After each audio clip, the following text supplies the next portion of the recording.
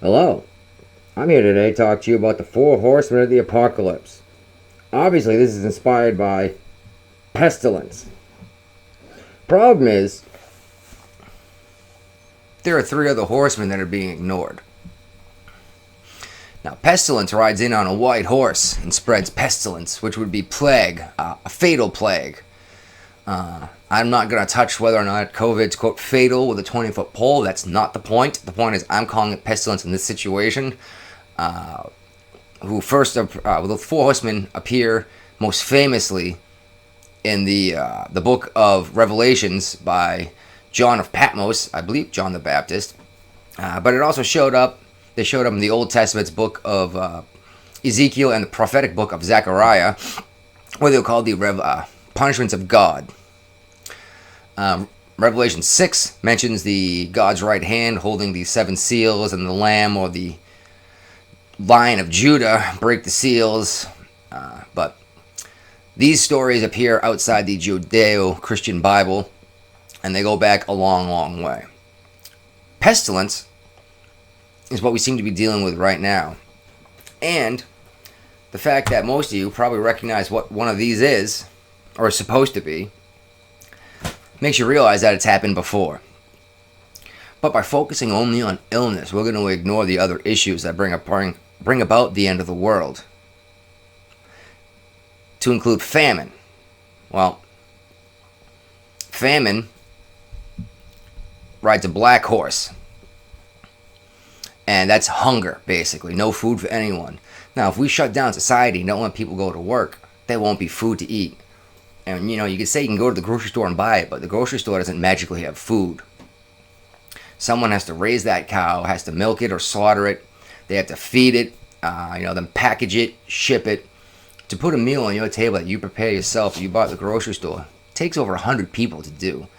And if you're shutting down 50% of society, what you're basically saying is the only people you want to go to work are people that keep you healthy, and you're willing to let them die. Which, not touching that either. That's not today's story. Today's story is hunger will kick in when there's no one left to go make food and hand it out. And what happens when people are sick and hungry? They'll fight each other. They'll take each other's resources. They will kill each other. War. On a red horse wielding his red sword.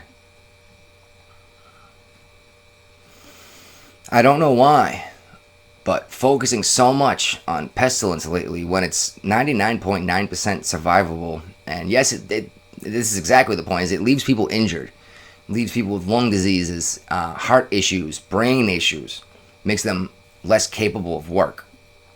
That means that they're taking from society and not contributing. I understand how this happens. That's okay. That's not the issue. The issue is we have to make sure that we can still allow people to go out and produce.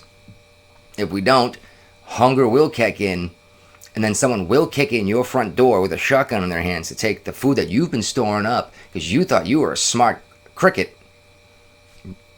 smart ant trying to keep out the grasshoppers. Well,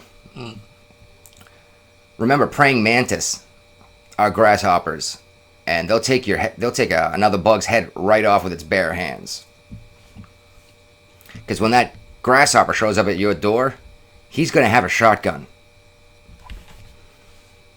And now once people start hurting each other for resources, for food, for medicine, for bandages, for activated charcoal to purify water. I know it sounds like this is a crazy conspiracy theory, but one, find out what a conspiracy is. Crazy ideas aren't conspiracies. But if there's no one to process the water, no one to fix the plumbing, then how are you going to get water into your house? How are you going to get food into your house?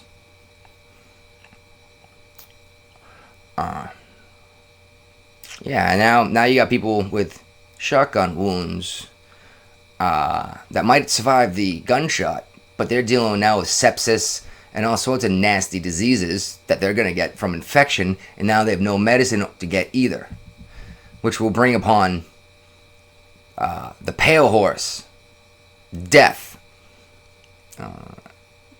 sometimes called Thanatos, sometimes Thanos, oftentimes the Grim Reaper.